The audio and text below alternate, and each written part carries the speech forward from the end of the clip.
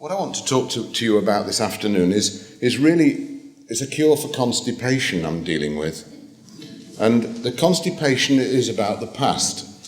And the constipation is that the culture that we live in seems to have a bit of a problem sort of moving things and adapting to things. And I want to start off, as the title of my lecture reveals, by looking at a recent phenomenon that is very typical of what our culture thinks about the past. About a year ago in the paper, and I'm talking front page of some papers, and I'm talking the news, the national news, two archaeologists, that's Darville and Geoffrey Wainwright, made a claim which was part of the publicity for the fact that they were taking garden spades to Salisbury A&E department, that a whole set of things had come together such that they were able to make this very important announcement about Stonehenge, that people were coming to Stonehenge to be healed, that it was in fact a healing centre. I don't think any of you would have problems with that, especially those who came on the tour last night. There is something very special about sacred sites. In fact, the more time one spends at them, the more healthy generally you'll feel. But what was really interesting was the backdrop of this story. The story claimed that a dead Swiss horseman who was wealthy had ridden while very ill, and his body had been found, and it turned out that from dentology records of his teeth that he was a Swiss man, and he had been not cured because he was dead by these stones. And what happened then was that Geoffrey Wainwright, who was the English Heritage Director for a while, appeared on various programmes on television saying that in fact what had happened is that him and Timothy Darville had been all over for 7 years, all over the Preseli Mountains, and they had found that the Preseli Bluestones, of which this is an example, which were brought to Stonehenge, we don't need to discuss how they got there, but they arrived at Stonehenge and they were used in Stonehenge, that these in fact had healing properties.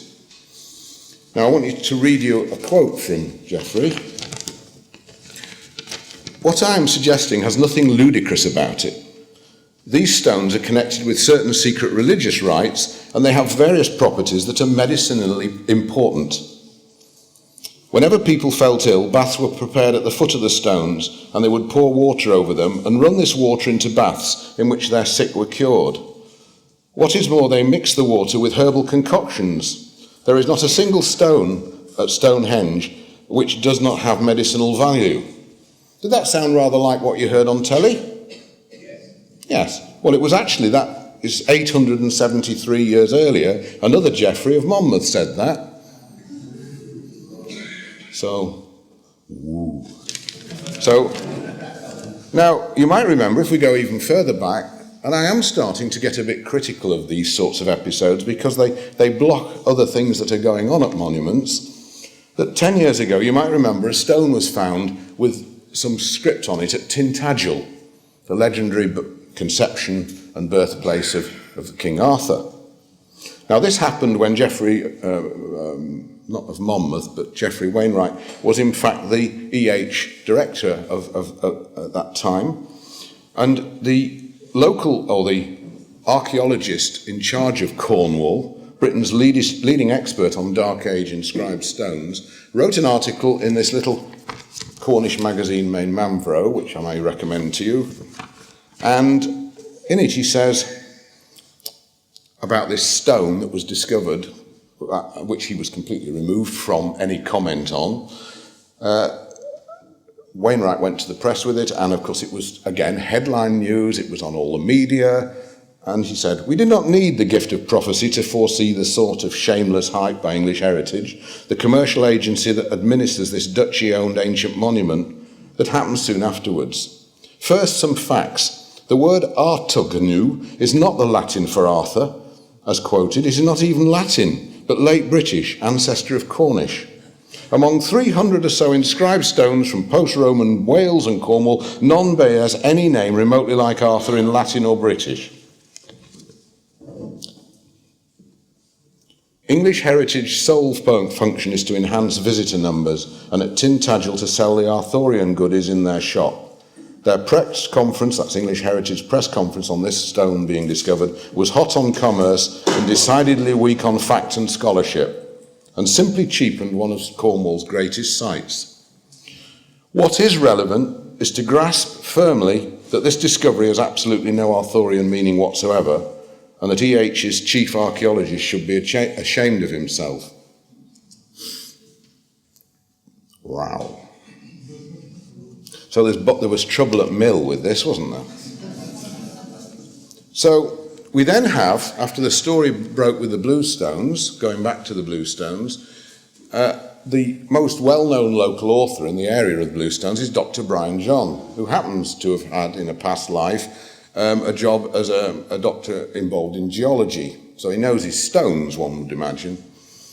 He also wrote to all the papers and appeared on all the television in Wales.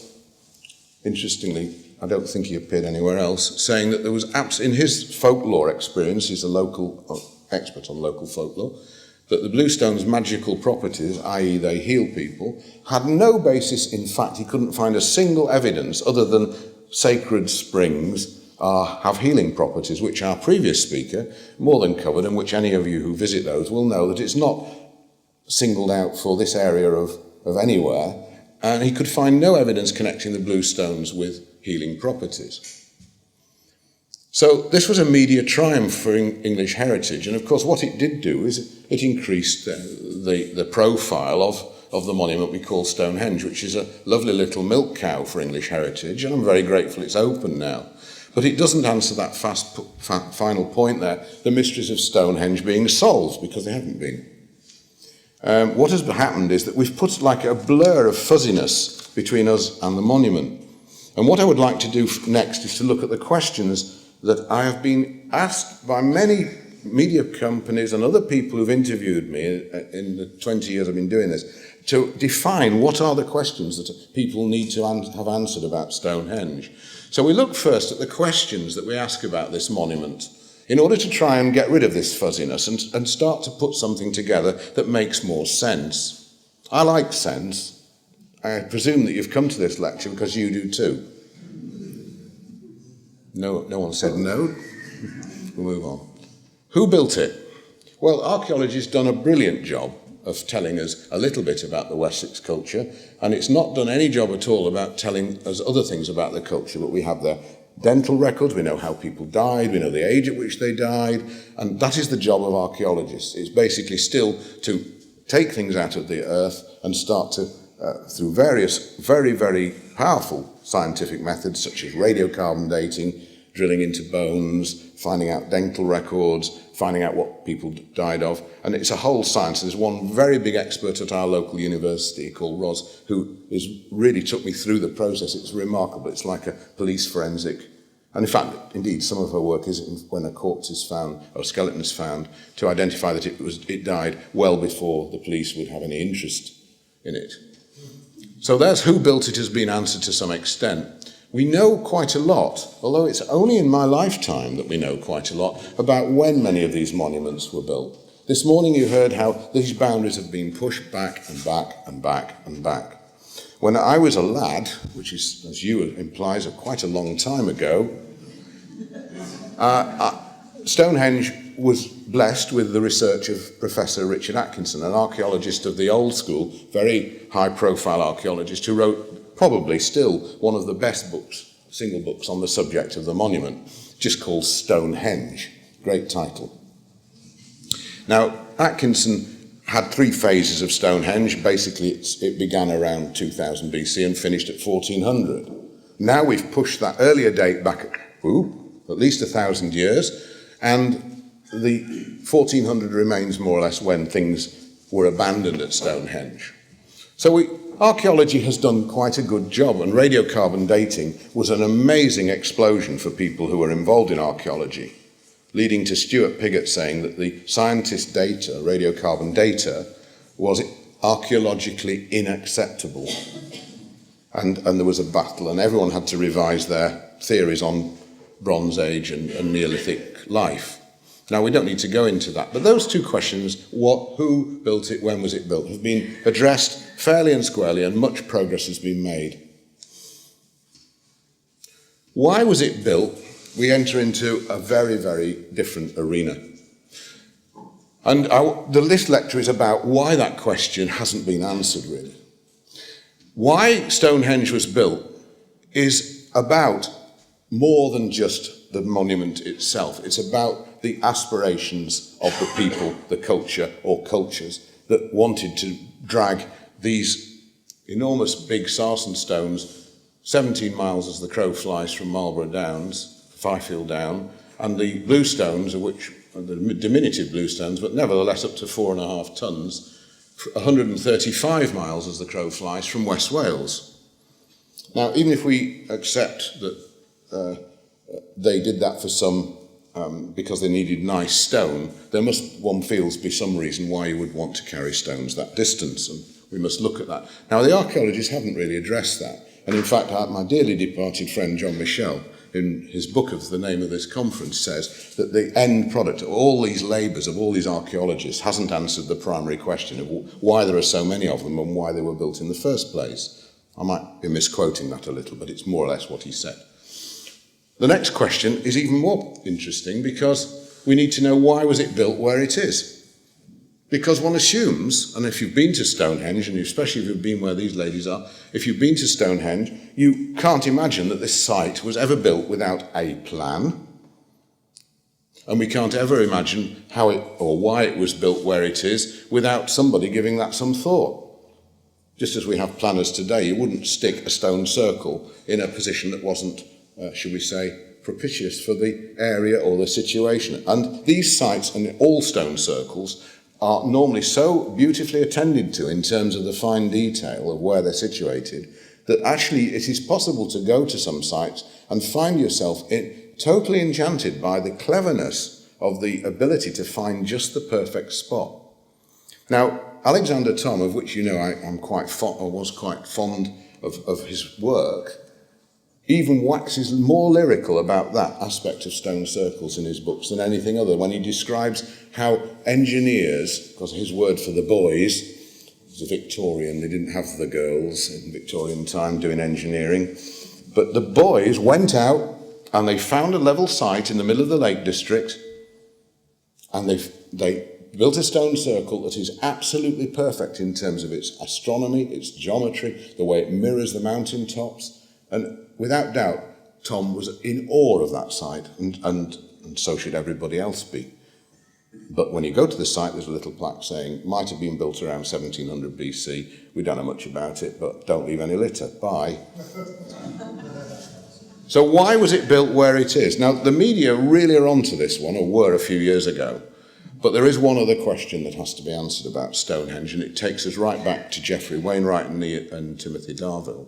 And it's this: why were the Bluestones so important? For the reasons I've mentioned, you don't drag stones 135 miles when you haven't got a reason. It's not a wet Sunday afternoon activity.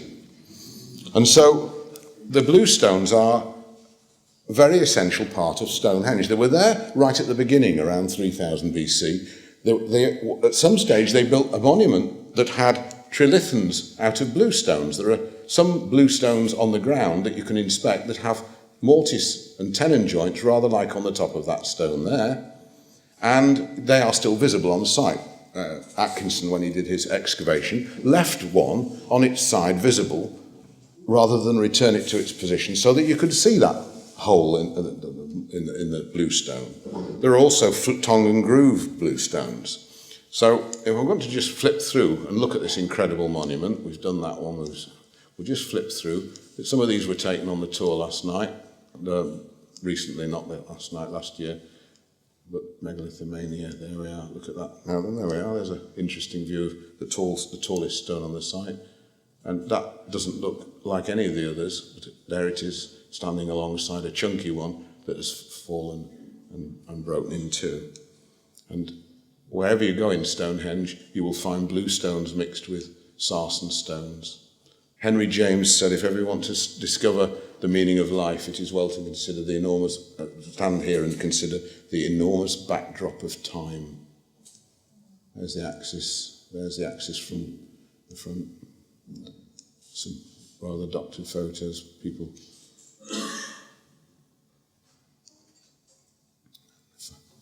Now, if you're proposing making changes to the way we answer those questions, it would be arrogant of me to say that someone hasn't already put down a protocol for that, and it's an archaeologist. Dr. Ewan Mackay, who was once the curator of the Hunterian Museum in Glasgow and a senior lecturer in archaeology, in 1979 made a little film for the university for his undergraduates. I was blessed that he lent me a copy, and I actually transcribed what he said on that. And it is a charter for what I propose for the missing components of megalithic study, the archaeologists' missing components. He said, Professor Thom's controversial views that maintain that a highly skilled work in surveying, in geometry and in observational astronomy had been developed and were being carried out in Britain and in Brittany by about 1800 BC, and that the standing stones are mute evidence of this. If correct, the importance of these theories is great for several reasons. First, because they completely alter our picture of prehistoric British society, what it was like and what it was capable of. Secondly, they are important because the archaeological profession never came anywhere near trying out Thom's methods, let alone reaching his conclusions.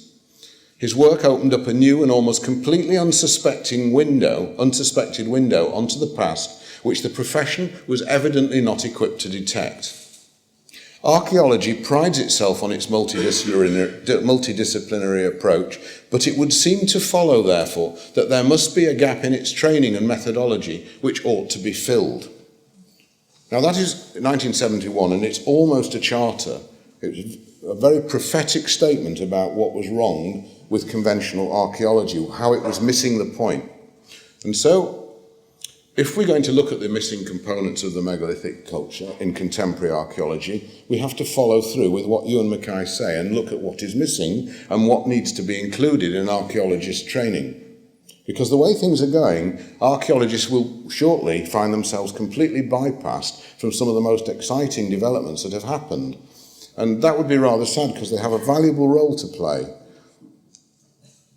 Let's look at astronomy first of all. Edrych ar y gorwel means look to the horizon, which is a good Welsh phrase. It means keep out of trouble, really, which is something I've never been able to do very well. There are several problems. There are symbolic alignments where you can say this stone here and that stone there. When you look here, it's roughly aligned on the summer solstice or the winter solstice or the major moonrise. That's not the same thing as a precision alignment. A precision alignment is when you can say that there is a very, very high accuracy between where you're standing, the monument that's marking where you stand, and the foresight, as it's known, like a rifle barrel.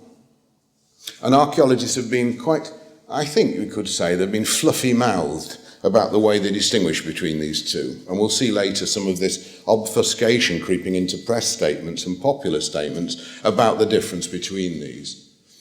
The problem of the Earth's axial tilt with time means that most people can't go to sites today and watch the sun setting over the alignment because there has been a slight shift in the Earth's tilt. And you need to do some maths, some sums, or a computer program to reconnect where the sun would have set. Now, that's not a big deal. It often involves only walking about a few tens of feet, or at most half a mile, north or south of the point that was an alignment, making that correction, which you can calculate if you know how. If we still had the Earth's axial tilt the same, we would have absolutely no problem, and these sites would undoubtedly be recognised for what they are. Some of them are very much more precise and very much equally symbolic. They can be both. And you would be able to go, and there would probably still be rituals connected with them at the salient times of the year. The problem of archaeological safety is well known in every profession, that a subject only changes when the people who wrote the present PhDs retire. And I think that's a universal problem of human beings. And the the greatest changes that occur are usually when a youngster comes along and gets rebuked. I mean, it's a classic myth, isn't it? The young blade comes in, old king, new king. Yeah, that's happens in every profession. My background was in electronic engineering, and knives were out every 6 months rather than every retirement, because it was a subject moving so fast that nobody could keep up with it. The reason I'm using one of these and I've got one of those is the consequence of that. And this, gosh, and that, and that, and that. I'll harp. No, that's all right.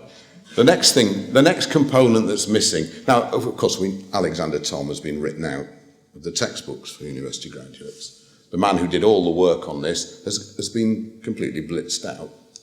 The second thing is metrology. Alexander Thom began his quest by doing something engineers love to do. He said, I wonder if they were using rulers, or what was the length they were using. Let's go and have a look. And for 40 years later, he came up with the fact that a unit he called the megalithic yard, he found it by statistical analysis, which he asked expert statisticians to go over at 400 sites, and it's completely ignored today. In fact, mention it and you are, without doubt, suddenly you find a bucket of cold somethings pouring on you from a great height, and you will not get promoted, which is, I think, we could safely say that Dr. Ewan Mackay wasn't Professor Ewan Mackay, because he stood up for the work that Alexander Thom was doing.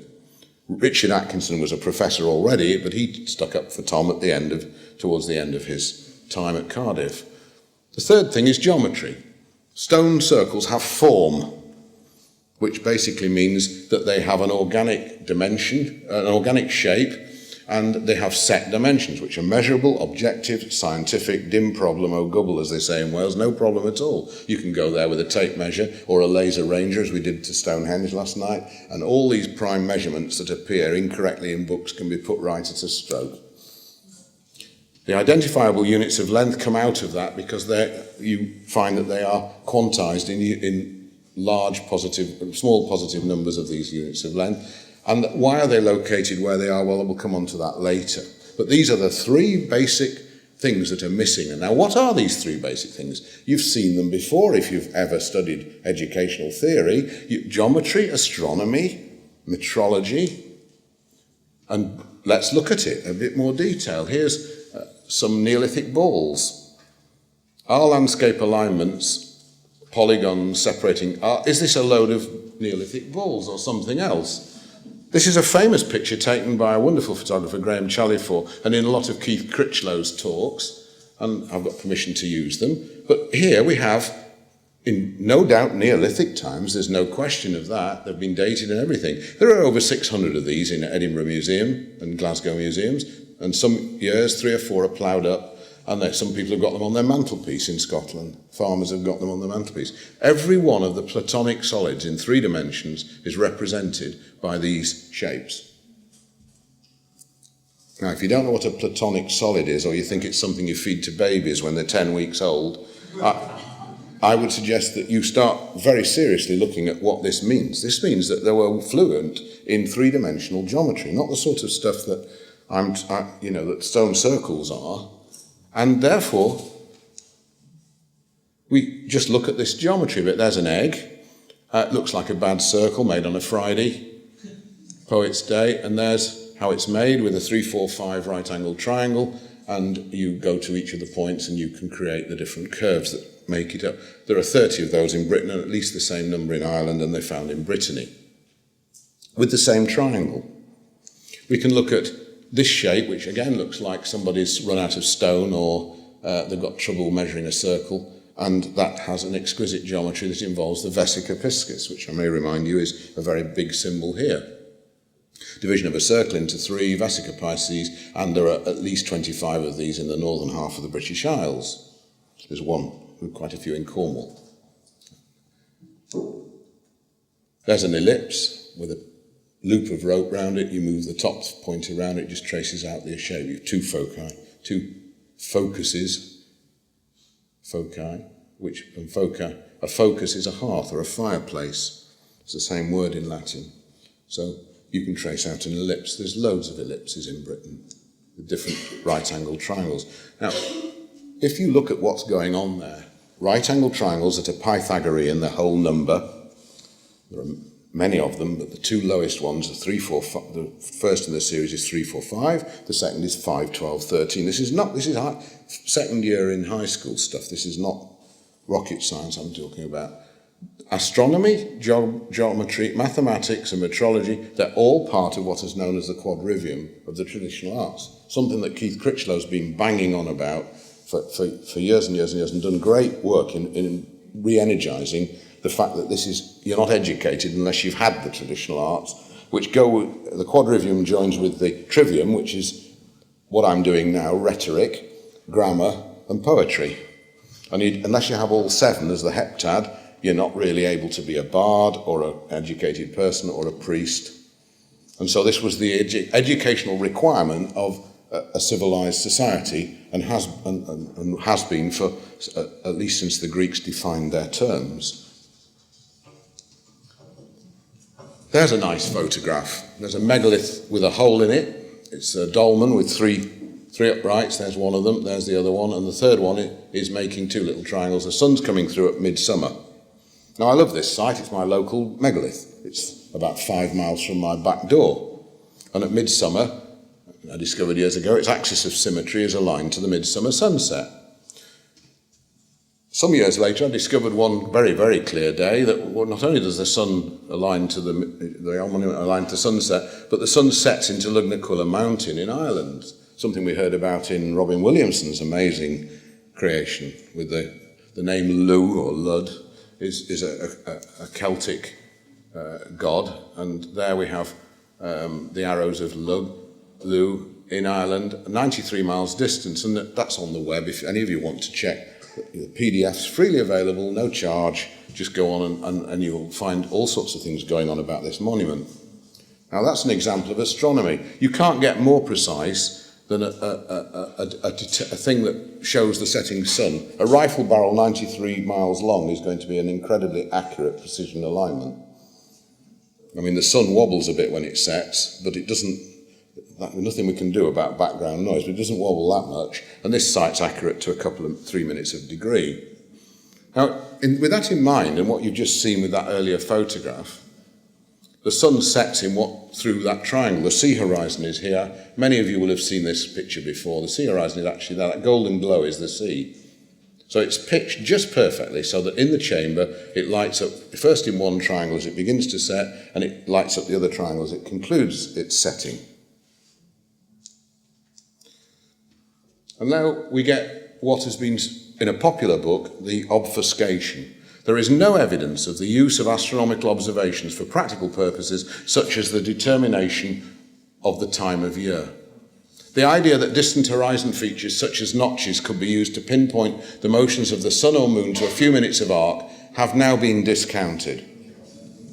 Okay, and that's from a professor of the only professor we've ever had in archaeoastronomy, in a book called Astronomy Before the Telescope. And what that does, it tells normal people who are not specialists that they're wasting their time because actually it's silly. Now it is subtle, but it is giving that message off, and it is a failure to engage with the evidence that's causing that statement to be made, or it is tampering with the evidence, in which case that's something else, or it is ignoring the evidence, which is very human, but that's something else again. So let's look at another site that starts to bring what I'm talking about, the holistic megalithic culture and its arts together. Here's Brin Kley, blocked by my theodolite.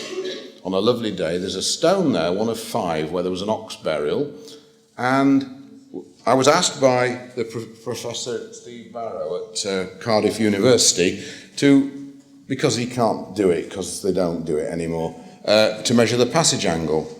And the last person to do that was Sir Norman Lockyer, the Astronomer Royal, in 1904, I think. So I went there one lovely Easter, and it's a beautiful site. Now I want to draw your attention to some features of this site. I hope you can still all hear me. I want you to draw, this is looking from the chamber, and there's a theodolite, and although you can't perhaps see it as well, you will see something that looks like a triangle there. Can you see that?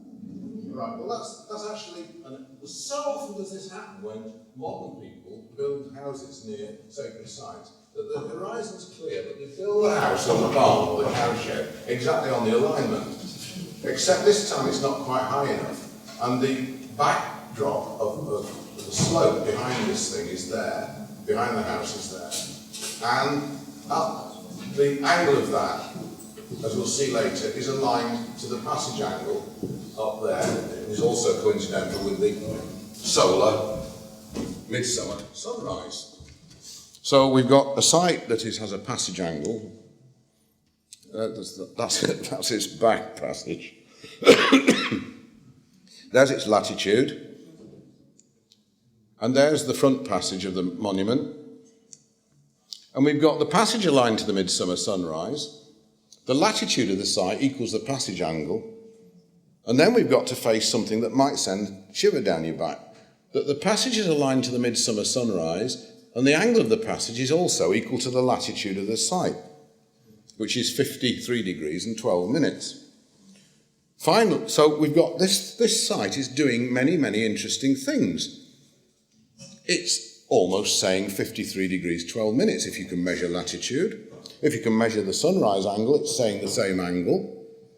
And finally, if you want to combine the three, it's saying somebody here wants to give us a little bit of a message about angles and how clever we are. Because verily, this is very clever stuff. Now, it's connected to other important megalithic sites, and we'll be looking at that later.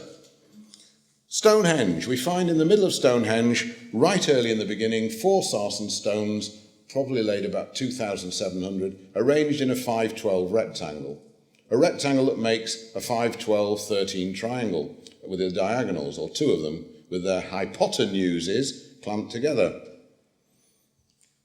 Now, how anybody can look at Stonehenge as the charter for its development recently did and have 300 pages about how to build road tunnels and how to improve the toilets, and then have one paragraph that's saying that any geometry or astronomy at Stonehenge will remain purely speculative, in one sentence, again, is another put down for anybody looking for it. A big, thick document done by experts. And so when we see, there we are, we'll go back to that later. It's a fun slide, that one. 56 holes, absolutely the minimum number of holes you need or markers you need in a circle to make a sun-moon calendar that predicts eclipses. End of story, no problem. Been doing it with 10-year-old kids for years, and some adults. 30 uprights in the sarsen circle, one of them's half width, it looks like it might be a moon sign. There's also, wherever you look at Stonehenge, the geometry and the astronomy are seen to be doing a dance together. And if you want to investigate that, there are plenty of books that enable you to do it, from John Michel onwards. So we reach a point where there's some evidence. I've found some evidence. Several people in this room I've been speaking to, such as Howard Crowhurst, who you can hear tomorrow at 12 o'clock, have found masses of evidence that are just the same, and they've found it in Brittany, which is Gran Britannia, which is Great Britain. That's funny, isn't it? So these are the things that you meet when you're doing what I'm doing. It's a fluke, a one-off coincidence. In other words, you've been wasting your time because what's happened is it just happens that the passage angle and the midsummer sunrise and the latitude happen to be the same. I mean, it could happen, couldn't it? No. Your sums are wrong. I get that occasionally. That infuriates me because I used to teach maths. And to 16 to 19-year-old lads at colleges, and also A-level to people in their first year at university. You're not an archaeologist. Well, I'm not an archaeologist. I would have loved to have done an archaeology degree, but it doesn't lead to gainful employment anymore. If you do an archaeology degree, you've got a problem finding an honest, regular job. This kind of stuff has been discounted, which an example of which I gave you earlier about that site, symbolic and precision alignments. I do not believe your hypothesis is what the editor wrote on what Tom's first paper to antiquity. He wrote it in great big red ink. I do not believe your hypothesis, and returned his script, which was an amazingly rude thing to do. And finally, your loony fringe is the final one. It's when you can't think of anything else. And I'm officially a member now. Now, here's a site talking about it's a one-off coincidence. This is a blurred site, which I stole off Howard's website, of a place where I spent the summer solstice 2 years ago. Absolutely amazing site. This is a site in Cuno, in just near the delightful town of Bluestones, which is near Carnac in Brittany.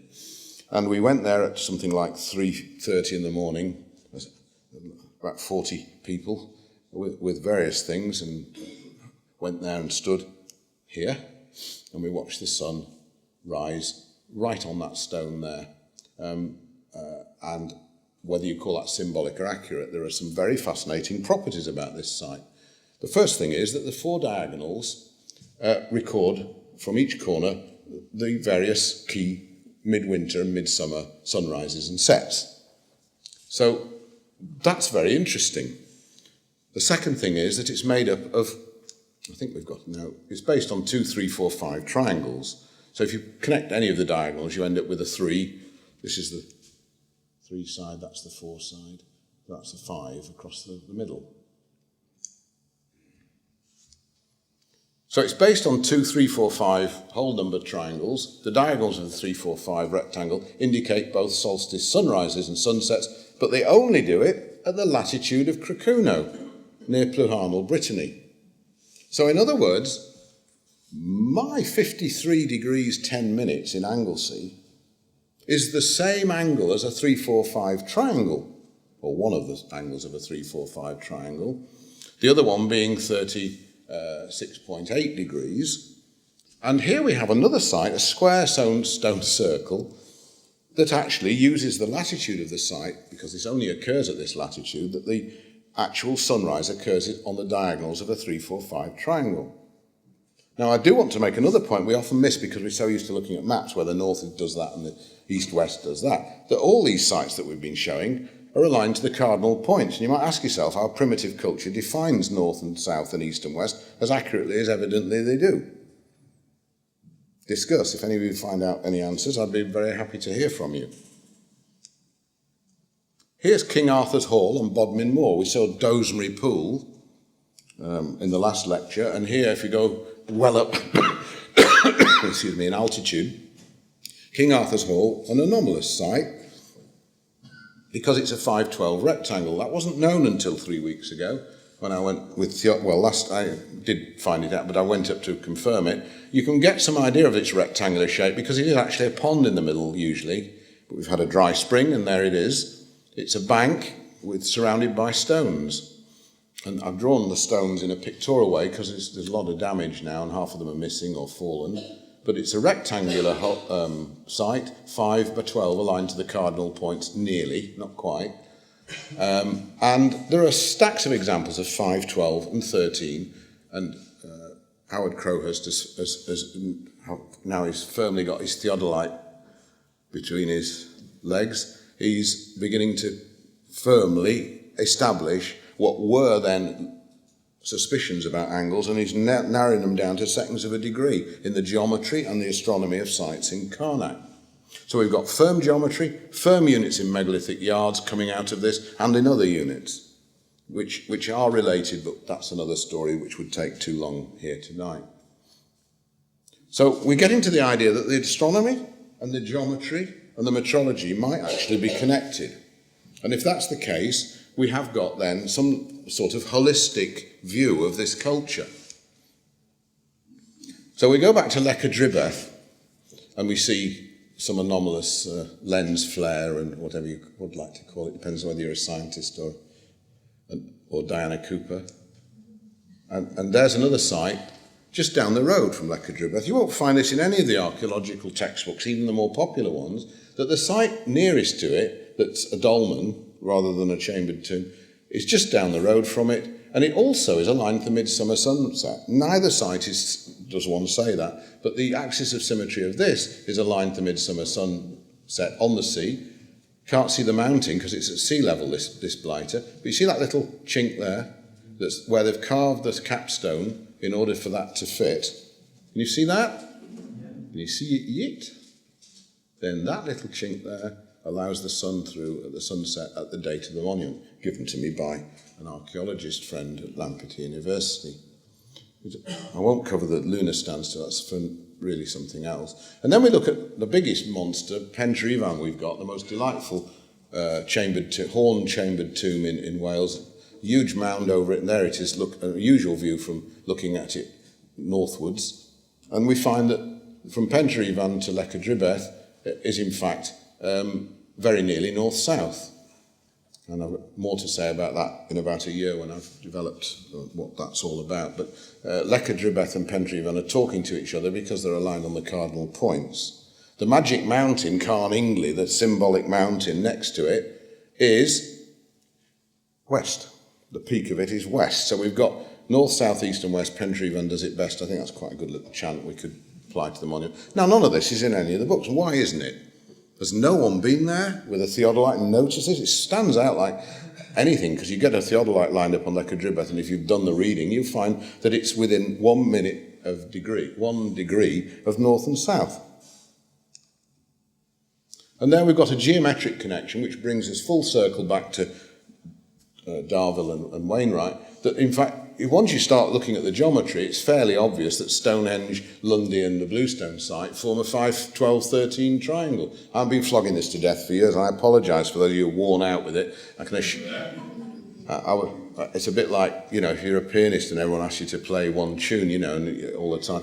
But the fact is, it's still a highly potent example of a connection between Stonehenge and the Bluestone site, because uniquely this triangle happens to be able to allow you to forecast eclipses and calibrate the calendar and balance the sun and the moon, the male and the female, and all that brouhaha. And it's also calibrated very accurately if you do the sums in megalithic yards, such that if you use 2 megalithic yards, you actually get the 12, 13, 5 at the beginning of the huge numbers. Now that might seem very silly. It might even seem nonsense. But Arthur C. Clarke said, any technology you don't understand, you tend to think is either nonsense or magic. And he was possibly the top science fiction visionary of the last generation. We could argue that over a pint and discuss various other sci-fi authors like John Wyndham or Nigel Neal or Azimuth or Heinlein or whatever. But the point is, here we have a 5, 12, 13. No, actually, tomorrow, there's a little film showing the discovery of that point on Lundy as the beginning of nailing that one with John Michel, who fought with me for years about whether this was a reality or whether it was in my head. So if you come tomorrow afternoon, you will see that. Now, most of you will have seen that before. So it's rather astonishing that Rollo sends me a brochure from the Royal Astronomical Society. I have it here. Please excuse me while I find it. Here we are. There's all sorts of things in here. For a start, they draw for the first time, they're starting to draw pictures that look remarkably like Sun, Moon and Earth, my little wooden book. In fact, I think they may have nicked them, but I don't want to make an allegation. They possibly could have been influenced by them. But they actually draw, and I'll try and make it so that you can see them, they actually draw and acknowledge for the first time the major moonrise along the long side of that triangle. See if we can get that back for you. The major moon, if this was Stonehenge, which it isn't, Stonehenge is there, but the angle at Stonehenge of the 5, 12, 13, one direction, the long direction, points to the major moonrise. The car park post holes mark that, the big white blobs in the car park. And then the other short sides, of course, parallel to the axis, which marks the midsummer sunrise, which William Stukeley discovered in 17... So this brochure's got that in, but it doesn't got the rectangle, but it doesn't mention its 512 geometry or any other mention of geometry. But it is a start. And it poses an interesting question, because I'll read you the bit. It says that Stonehenge could only be placed if Stonehenge was placed at the latitude where you get a square for the sunrise and the moonrise at extreme, it would have to have been built in the English Channel. Now, this is another obfuscating one that relies on you not knowing how we arrive at where the moon and the sun rise. Because the calculation that places that rectangle and the latitude in the channel, in the English channel, does not account for refraction and other little tweaks you have to do. Stonehenge is placed where it is, and Alexander Thom, in his survey, showed that they were at right angles to each other, unequivocally published in the Journal of the History of Astronomy, which is a peer-reviewed professional magazine. So there's no doubt that the rectangle is aligned both to the midsummer sunrise and the extreme moonrise in the north, and that is a right angle. It can't be questioned anymore because the work's been done. It could still be done again. Of the 56 Aubrey holes in eclipse prediction, it says this can only predict eclipse danger periods, a very different thing from predicting actual eclipses, for which the device would be unreliable. What? It could only predict eclipse danger periods? Funny that in my wooden book it says eclipse danger periods with a little shaded bit, and then it says, however, and they haven't obviously read the however. The device doesn't predict whether an eclipse will be visible, but it predicts full moons, new moons, and even quarter moons. And it can predict eclipses and tell you which moon and which sun might be eclipsed. In other words, it won't tell you the ones that won't be eclipsed. It'll tell you the ones that are eclipsed, but you might not be able to see the eclipse because you're living on the wrong side of the earth or you're in the wrong place for another reason. Do you understand what I'm saying there? So this is another obfuscation. The device would be unreliable. Now, for years, I've loved teaching young kids how to use this Aubrey device in order to predict where tides, moons, where the eclipses are going to occur and when they're going to occur. And this is not a true statement, and it's in the brochure.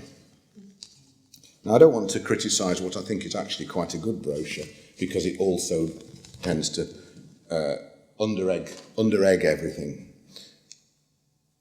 Institutions are conservative. Let's look at this one. Same design, same latitude. These are both primary sites. In other words, everyone's heard of them. We've got Brin Kley on Anglesey, and that's an artist impression of what it was like before they built the later chamber. It's a German sausage with stones in it and very intelligent people. And then we've got Arborough in Derbyshire, which are almost a completely similar sort of structure there. And if we look at them, the two of them, they're within 2 minutes of the same latitude. That's very, very close over the distance they are, because one of them's 120 miles from the other one. Now, what does that mean? We can't connect those sites, can we? Well, they're obviously east-west of each other. And then we've got another site further west of Brin Kley. It's 11 miles west, that's within 3 seconds of a degree. That's 175 feet it is, off being exactly east-west of Brin Kley. Now, we don't know how that's done, but the fact is I can connect them because they look the same. They look very, very similar. And if we go on, we can see that they form, with Stonehenge, a rectangle with a fourth point, but even without the rectangle, we get a triangle. And if you go on Google Earth, it doesn't really matter which system you use. Google Earth will give you exactly the gist of what I'm going to say now. Then these 3 prime sites, everyone's heard of that one. It's probably one of the most important sites on Anglesey for many people. Arborough is the Stonehenge of the north, and Stonehenge is the Arborough of the south. So we've got 3 sites connected in a triangle, and you can measure the mileage with Google Earth, or you can do it the long way, and I rather like that because I'm a maths geek. And when you do that, you get a 3-4-5. So we've got 3 sites, prime sites, unequivocally connected through a 3-4-5 arrangement. And Snowdon is here, so it runs right through the peak of Snowdon, which is interesting. But I am saying that there's some sort of landscape connection going on between sites which has been previously ignored, or shall we say, it hasn't been made available. When we look at the units, we find a unit that John Michel proposed ages ago, 24 over 7 miles. It's related to all the Egyptian units and the Greek units, and we have no problem with that. 40, 50, 30 of those units. So it's a 3-4-5 triangle. and its accuracy is better than 1 part in 200, 99.5%. Now, for primitive savages marking north, south and east and west and knowing about a 345 doesn't fit anymore. The problem is that once you accept that this is a reality and not drummed up by some sort of foolish old maths teacher, you are going to very quickly have to everybody will need to revise their view about the capability, which is where we started with you and Mackay, the capability of this culture. We can put the other triangle on there and we find the units are very similar. If you keep the 30, 40, 50 here, you've got 36, 39 and 1.5, which is 12, 5, 13. So even in the units of this triangle, we get uniformity. So one's the first Pythagorean triangle, 2 degrees north of Stonehenge is our below, and then we go across to Brin Kley to define that. This baseline here to Lundy is the 12 side of a 5, 12, 13, and we've got the second Pythagorean triangle. Now, I want you to notice the angle here is 53.13 degrees. So we return to Brin Kley, a site with good latitude, and we find that we get a confluence, to use Glenn's term for rivers, a confluence of the same thing going on to a remarkable accuracy, where we get the latitude of the site is 53.12.26, the angle of the passage is 53.04.55, or nearly 53.05, the sunrise angle is 53.04, and the angle of the 345 to Stonehenge is 53.07. And then a remarkable statement handed out to students at Leicester University. In the course, the BA in Archaeoastronomy, we do not consider the work of Alexander Thom, partly because the subject is a very technical one, and partly because many of the issues are no longer of archaeological interest. Now, something's going on for that to appear in a syllabus. How can the father of archaeoastronomy, which Thom is acknowledged of being, and all his obituaries say that, a bit like John Michel is the father of modern earth mysteries, you just wouldn't doubt that. But how is it possible for somebody, what is going on for somebody to write that in a handout to students? Did you find that everything I've discussed is rather too technical? Do you think it has no archaeological interest? Even if I'm just right a bit, it's got amazing archaeological implications.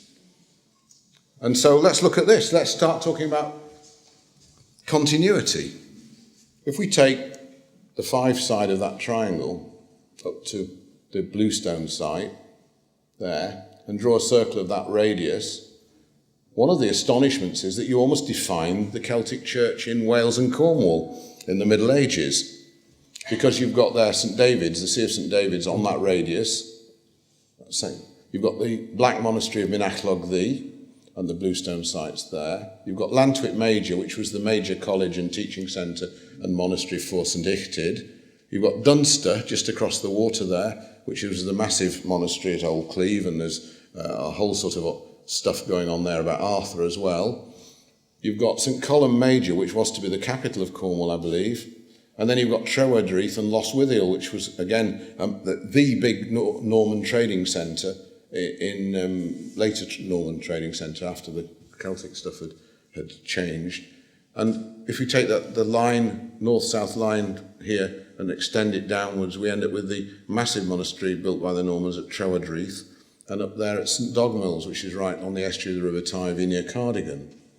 So the fact is, if I put that sort of big beige blob on the map, we almost can define the major centres for religion in the Celtic Church. And finally, if we actually start looking even deeper at continuity, we have to ask why the hell is the 3 capital cities of Britain aligned on a 5, 12, 13 triangle? Because at that point, the subject starts to take on a heavy tone, more to do with psychology, and maybe possibly even who knows what about what these triangles do to people. But the fact is, which is astonishing, is that the new Scottish Parliament is built exactly on the measured apex of that, right near Arthur's Seat, right under Arthur's Seat. This was very nearly on, it's almost the classic symbol of London. What is the classic symbol of London? I mean, when you go to London in the aeroplane, what's the classic symbol that you notice? Or if you fly over it in an airplane, Anybody? Pardon? Parliament? The Dome? Tower of London? Okay. The Thames.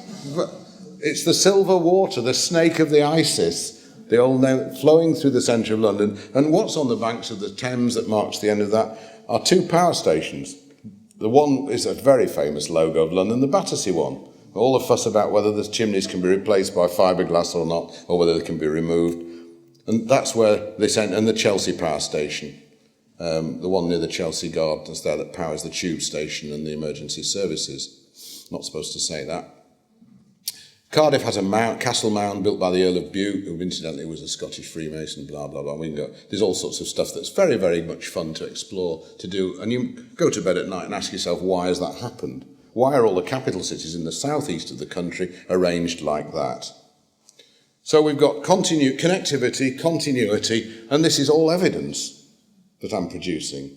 And I'm just one person. I mean, tomorrow you're going to get a feast from Howard Crowhurst and also from Mark Pawson, I guess. There's other world components which I don't want to cover today, but you can't help noticing them when you're wandering around sites and this sort of thing suddenly starts to happen on one photograph and a second later there's no sign of any of this. This sort of prevents the photo being useful in most contexts, but there's some nice white things wanging around at midsummer sunset. I'd love someone to tell me how to talk to those. I can't quite get it right yet. And then there's a sort of light under Pentreve. I'm watching me very carefully survey Lecha Dribeth, having just had my hair cut very short. And finally, there's a wonderful picture taken by a group member. We could actually see that light coming down from, you can see it skimming down from the sky, a red sort of rainbow-coloured light coming down. I'm not sure what that is, but everybody noticed it, and it felt very funny when it was going on. I don't know what these things are, but there are other things about this subject that we have got to start looking at, because the reason you're here today is that a lot of you are involved with studying these other phenomena.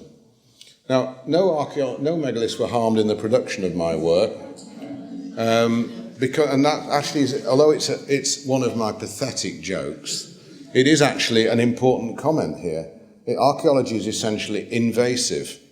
You dig a trench, you've done it irreparable. Stonehenge is like a potato field in the middle, whereas if you do this work, and you can do it just with GPSs if you want and maps and that, you don't harm the monuments in any way whatsoever. It's non-invasive. It's also very much less expensive than a dig. I mean, I'm managing to do it as a one person doing it, and I don't have to spend a huge budget to do it. There we are. We'll leave it at that. Now, I've been told, when do I actually finish, Hugh? It's quite a bit, isn't it? 6, but we do questions. Well, that's what you asked me to do that. The verve for choreography is superb, isn't it? And this, don't you think? Hasn't it been a super day? God, those stories. Woo. Right. Well, I'm going to field some questions, because I feel like I need to do that. Would anyone like to ask any questions? 2 or 3 slides back, there was a word that I didn't recognise. Barclodiad. Barclodiad. Yeah. It's a Welsh word. I live in Wales, and the problem we have is that What does it mean? it means the apron of the goddess. Thank you. Apron of the goddess. It's actually Barclodiad Gavres. Okay, that was an easy question.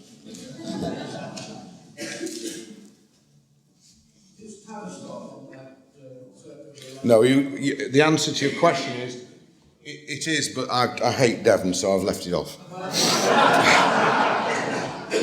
No, I wanted to look at the Celtic church, and I'm writing a book with Paul Broadhurst at the moment, or I'm helping him with a book in some detail, and it's about Cornwall and Wales and the connections between them to do with the Arthurian legend. On the Cornish border, Tavistock, Yeah. and the abbey there is on your Yes, curve. it is. There's also the Crediton Triangle, which if you go on a website, there's an incredibly funny website about people's cats going missing in the Crediton Triangle,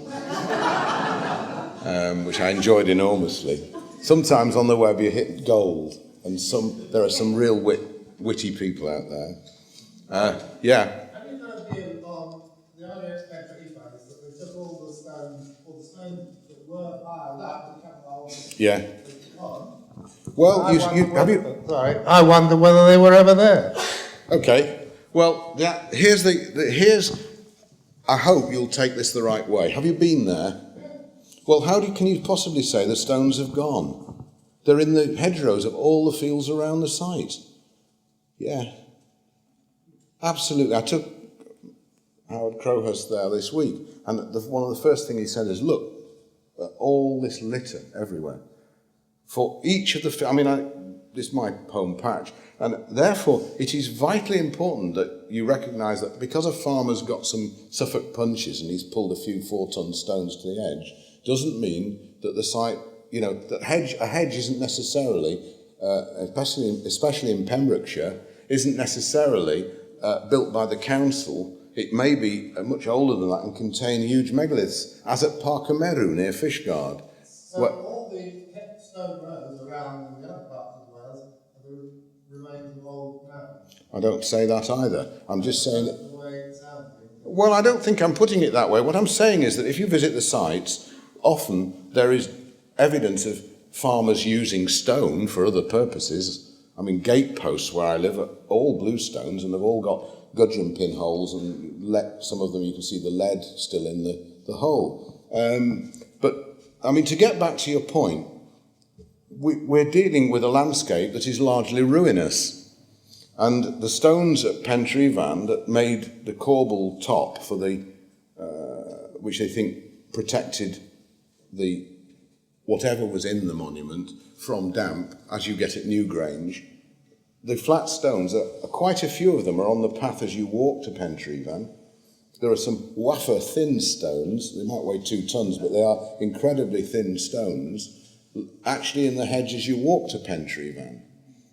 And the other thing is that if you look at there is a picture on the little blurb board that you get at monuments. There's a picture of George Owen's 1603 engraving of Pentree Van, showing a lot more stones around it's gone now, but around the famous logo, and they've all gone since 1603.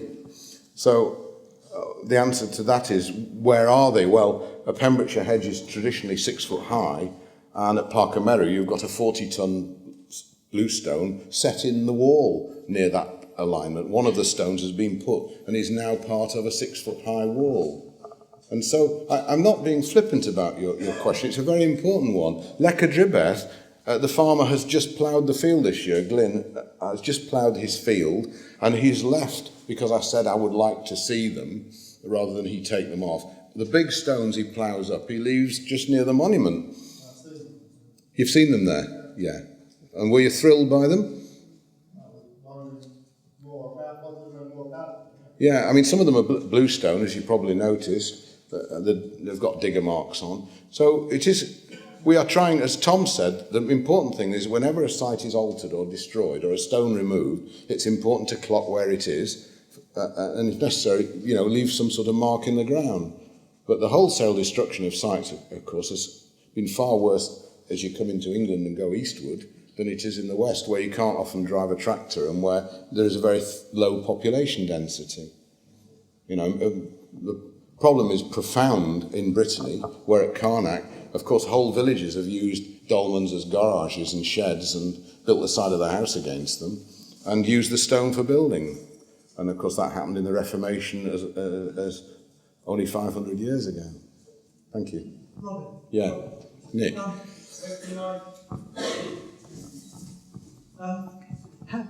Do you think these people were able to accomplish this, or how do you think they did it without notation? And if there was notation, what evidence is there of it? It may be that the mixture of astronomy and geometry and metrology was to them a form of symbolic language, rather like we would say astrology is today, such that, if you had a midsummer sunset alignment, and it was so many megalithic yards passage, or the angle was whatever it is, that in fact this was like saying you've got your moon in Virgo and your Saturn in, which to an astrologer has a great meaning and yet means nothing to people who are not astrologers. In other words, I think Ewan Mackay, who wrote about chieftains and astronomer priests, and along with Colin Renfrew in the 70s, clearly saw that the monuments themselves are records. The notation implies something a bit more like writing, doesn't it? And we find cup and ring marks, and we find various other things, symbols, particularly in Brittany, where, of course, we've got Gavrinis and all those marked stones. I think the answer to your question is, from my own work, I would say that these monuments tell me a lot more in terms of meaning, which is, in fact, what communication is supposed to be about, than a lot of people talking to me does. I mean, getting a lot of meaning from, and that, if you like, may have been the notation. I don't know whether that makes any sense to anybody, but it sure makes sense to me. You go on a site and you soon get to know what. It's a bit like you go to the Yellow Pages, and unless you're looking for a swimming pool repairer, you don't go right through the whole lot. It doesn't have any meaning. But if it happens to fall open at swimming pool repair and you've got a 6-foot crack in your swimming pool, that has an enormous amount of meaning for you. Well, I'm an archaeoastronomer, and I find an enormous amount of meaning in the geometry, the astronomy, and the location of sites, an increasing amount, such that I am very, very excited about some of the information. I mean, most of this is new stuff. And it's not in the books of the 50s and 60s and 70s. It's new material. And new evidence is the worst nightmare for people who want to hold the subject back. And Nick, you know that. This stuff must be the stuff they dream about when they go to bed on a bad day. Because it's only going to take discovery of a few more of these, and which is happening as I speak between myself and Howard. And we have got so many sites doing the same thing, from south of France right up to north of Scotland, that, the end product, the website things, or the papers, or the books, whatever it is, which are another form of notation, will then present a powerful force for a laxative. I've got there in the end.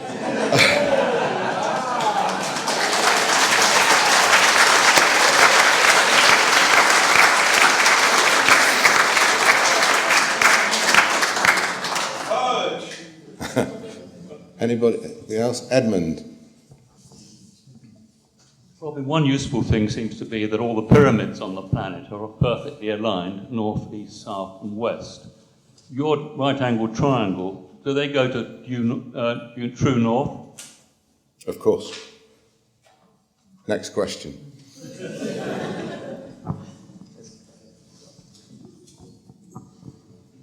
Robin, is anybody finally going to do something definitive on the... Excuse me, while I get my eardrum.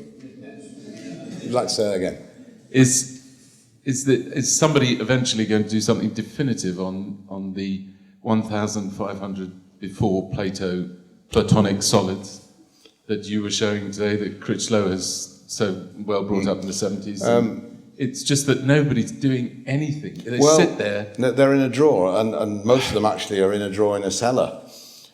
Ewan Mackay has retired, as you're obviously informed on this, which is very heartening in itself. But Ewan Mackay retired, went down gradually to 1 day a week in the Hunt area, and doesn't like the system there now and has left altogether.